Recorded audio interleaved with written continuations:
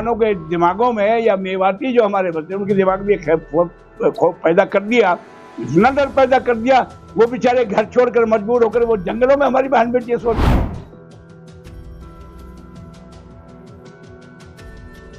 के खिलाफ आज तक कार्रवाई क्यों?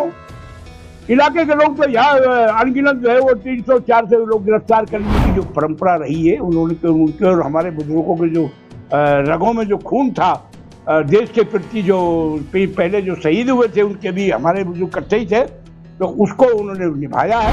हरियाणा के नूंह में हुई हिंसा का मामला लगातार तूल पकड़ रहा है, जिसमें हिंसा भड़काने में फिरोजपुर झिरका से कांग्रेस विधायक मामन खान का नाम भी शामिल है।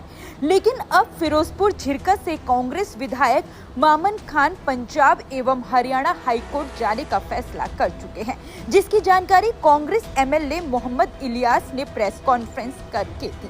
आपको बता दें कि पुनाहाना से कांग्रेस विधायक मोहम्मद इलियास ने प्रेस कॉन्फ्रेंस कर बताया कि सोमवार यानी कि आज पंजाब एवं हरियाणा हाईकोर्ट में मामन खान द्वारा याचिका दायर की जाएगी ताकि उनकी गिरफ्तारी पर रोक लग सके। मामन खान ही नहीं, आफ्ताब अहमद और उनको भी सरकार गिरफ्तार करना चाहती है। सरकार की मंशा ठीक नहीं है, उल्टा चोर कोतवाल को डांटे। सारी नाकामी सरकार की है, उनकी नाकामी की वजह से ही नूंह शहर में हिंसा हुई। सरकार इस मामले में एक तरफा कार्रवाई कर रही है। जिन लोगों पर हथियार व तलवार मिले उन पर कार्रवाई नहीं की जा रही। अहिंसा के रास्ते पर चलकर सरकार का डटकर मुकाबला किया जाएगा।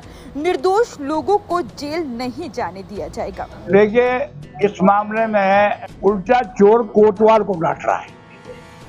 जिन लोगों ने गुनाह किया उनके साथ तो कोई कार्रवाई नहीं हो रही। भाई, हिंसा हो गई, लड़ाई हो गई, झगड़ा हो गया और यहाँ तक के आदमी भी इसमें कुछ जाने भी चली गई, तो पहले मैं आपसे कहना भी चाहता हूँ, पूछना भी चाहता हूँ, अगर कोई भी हिंसा हो वो एक तरफी होती है क्या? अरे भाई, लड़ाई तो दोनों तरफ से हुई और यहाँ तक कि उनसे हथियार भी बरामद किए गए। जब उनसे बजरंग दल वालों से हथियार भी बरामद किए गए, तो मैं ये आपके जरिए सरकार से ये पूछना चाहता हूँ, तो ये खाली मुसलमानों के खिलाफ क्यों कार्रवाई की जा रही है? अरे खाली मेवातियों के खिलाफ क्यों की जा रही है? ये मेवाती से मतलब मेरे मेवात में जो बसने वाली सभी जातियों के खिलाफ, तो उनके खिलाफ कार्रवाई होनी चाहिए ना। तो इससे लगता है कि सरकार की नीयत सही नहीं है। वहीं उन्होंने इनेलो से गठबंधन की बात पर जवाब देते हुए कहा कि जहां तक गठबंधन की बात है, ये हाई कमान तय करेगा कि गठबंधन होगा या फिर नहीं। कांग्रेस पार्टी हरियाणा में 60 से 70 विधानसभा सीटों पर जीत दर्ज करने जा रही है। उसके बाद भूपेंद्र सिंह हुड्डा ही हरियाणा के मुख्यमंत्री बनेंगे। वहीं कांग्रेस के दूसरे नेताओं पर टिप्पणी करते हुए कहा कि रणदीप सुरजेवाला, शैलजा, किरण चौधरी अपने तरीके से पार्टी के लिए काम कर रही है। ये हाईकमान तय करेगा कि हरियाणा में किसका कितना वजन है। देखो, जहाँ तक गठबंधन की बात है, वो भी हाईकमान को मुनासिब करता है। हम तो एक ही बात कहते हैं, जो हमारी हाईकमान फैसला करेगी गठबंधन के बारे में, तो हमें जो भी हाईकमान फैसला होगी हम तो मान्य है। और पॉलिटिक्स में तो हर चीज संभव है।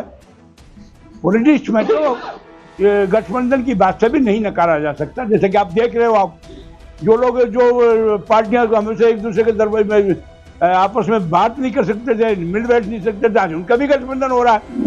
सच्ची बात तो ये होने वाली बात है, हमारा राव सीट का कहाँ ही ना। कम से कम इंशाल्लाह 60 के 70 के बीच में कांग्रेस की सीट हरियाणा प्रदेश के अंदर आएंगी। और ये सारी बात जो है, जहां सेंट्रल मर्कज के हाईकमान की बात है, और इसके साथ हरियाणा प्रदेश में हुड्डा जी के जो नेतृत्व में जो काम चल रहा है, तो हुड्डा जी के नेतृत्व में आने वाले इसमें 60-70 सीटें आएंगी और हुड्डा साहब ही अगले प्रदेश की शायद मेरे ख्याल से यकीनन मुख्यमंत्री होंगे। तभी अब मैं तो इस सरकार के लिए मनोहर लाल जी के लिए उनका भी सम्मान करता हूँ, वो भी हमारे मुख्यमंत्री हैं।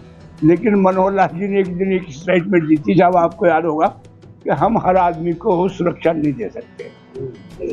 जब मुख्यमंत्री ये कहता है हर आदमी को सुरक्षा नहीं दे सकते, तो नैतिकता के आधार पर तो उसको उसी दिन छोड़ देना चाहिए था। अरे भाई, मुख्यमंत्री का मतलब ये जब खुद मान रहा है तो फिर सरकार कहाँ रहेगी? मैं तो इसके लिए डॉक्टर साहब को बधाई देना चाहता हूँ जो आदमी 10 साल मुख्यमंत्री इस प्रदेश का रहा है, उनके खिलाफ किसी ने, किसी वर्ग ने भी आज तक कोई बात ऐसी नहीं की और उन्होंने हर वर्ग को सम्मान दिया, हर वर्ग को नौकरी दी, हर वर्ग की खिदमत की। अरे यार, फूट नहीं होती अपने बड़े लेके, हर आदमी हक के लिए लड़ता है, तो वो भी पार्टी में है। अगर वो टिकट मांगते हैं कोई बुरी बात थोड़ी है, ये तो हाईकमांड की बात है, वो किसको कितना तरी, हाईकमांड भी तो अपना हिसाब सारी वजन देखकर तोड़ के नाप के सारी बातें फैसला करेगा। तो इट डिपेंड ऑन हाईकमांड जो है।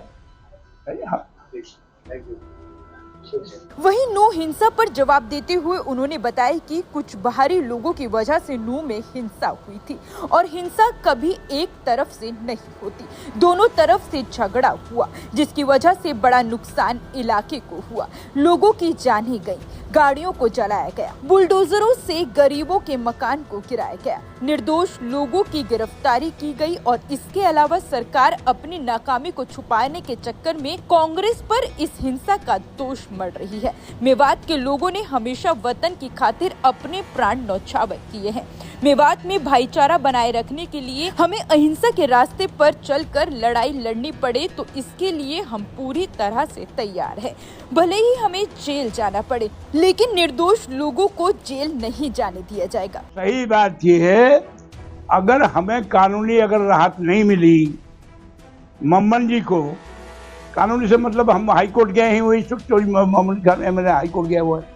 अगर हाई कोर्ट से बदकिस्मती से अगर हमें पूरा विश्वास है कोर्ट के ऊपर, हमें पूरा सम्मानित कोर्ट जो हमारा हाई कोर्ट है, माननीय हाई कोर्ट से हमें पूरा वो विश्वास है, यकीन है उनकी कार्रवाई पर कि इंशाल्लाह उस गिरफ्तारी के लिए जो सिटे मांगी है मोहम्मद खान ने, उनको सिटे भी मिलेगा। और जब सिटे मिलेगा तो वो बाकायदा शामिल तफ्तीश भी होंगे और ये सारी कार्रवाई अमल में जो आएगी बड़ी आसानी से। और अगर खुदा ना करे अगर इससे नहीं मिला तो ये उनको भी अरेस्ट करेंगे और इनकी नीयत खराब है, आफ्ताब मुझे भी करेंगे। तो तैयार रहो, हम इस लड़ाई को इंशाल्लाह हद तक लड़ेंगे, हमें कोई दिक्कत नहीं। अगर इस इलाके के लिए अगर 36 के लिए हमें अगर उसमें जेल में भी जाना पड़ेगा तो मैं वादा करता हूँ इंशाल्लाह ताला हम हंसी खुशी जेल में जाएंगे, लेकिन नाइंसाफी नहीं होने देंगे इलाके के साथ। अरे भाई, अगर बुलडोजर अगर मकान तोड़ेंगे तो मुसलमानों के तोड़ेंगे, है नहीं? बात हिंदू मुसलमान की नहीं है, बात इस बात की है भाई झगड़ा जो हुआ दोनों तरफ से ना, तो कार्रवाई उन पे भी होनी चाहिए ना। अगर जो ये जाने गई है, इसमें क्या सबूत है किसी की वजह खाली मुसलमान ने कोई मारा है? ये उनकी अपनी गोलियों से भी तो मरे हैं। जो हथियार लाए हैं, उन पर राइफल उनके पास थी, कट्टे उनके पास थे, तलवारें उनके पास थी, वो उन्होंने इस्तेमाल जो की है, क्या उनसे कोई नहीं मरा? तो फिर उनके खिलाफ कार्रवाई क्यों नहीं? एक तरफी कार्रवाई क्यों? हमारा आपके जरिए से ये मांग है सरकार से कि आप इसमें दोनों तरफ से बराबर कार्रवाई करें। जो मुजरिम, हमने एक बात कही थी, एसपी साहब भी मौजूद थे, डीसी साहब भी मौजूद थे। डीसी साहब, ये जो हो रहा है ये गलत हो रहा है। एक तरफा जो आप लोग ये पकड़ा धकड़ी कर रहे हैं, ये गिरफ्तारियां हो रही है, ये गलत है। हमारा आपसे निवेदन ये है कि आप लोग गिरफ्तारी करो, लेकिन आंख खोल के करो, बीच के मत करो। तो उन्होंने कहा क्या मतलब ये जो दोषी है उनको गिरफ्तार करो और जो दोषी नहीं है उनको गिरफ्तार मत करो। और मेरी आपसे एक निवेदन है कि आप एक कमेटियां बनाओ गांव-गांव में। कमेटी में आपके नुमाइंदे भी होने चाहिए, सरकार के भी, पुलिस वाले और हमारे देहात के भी। जिस काम में आप ये मानते हैं कि इसमें इतने वांटेड हैं, इतने मुलजिम हैं, इतने नहीं है, उसकी आप हमें लिस्ट दो। आप गांव के हम 5 आदमी कमेटी बनाएंगे, आप भी रहो उसमें शामिल, आप बनाओ और मिलजुल कर जो वाकई आदमी जो दोषी हैं, जो साबित होंगे आपकी और हमारी उसमें इन्वेस्टिगेशन में, उनको हम हाजिर करेंगे, उनको चालान करो।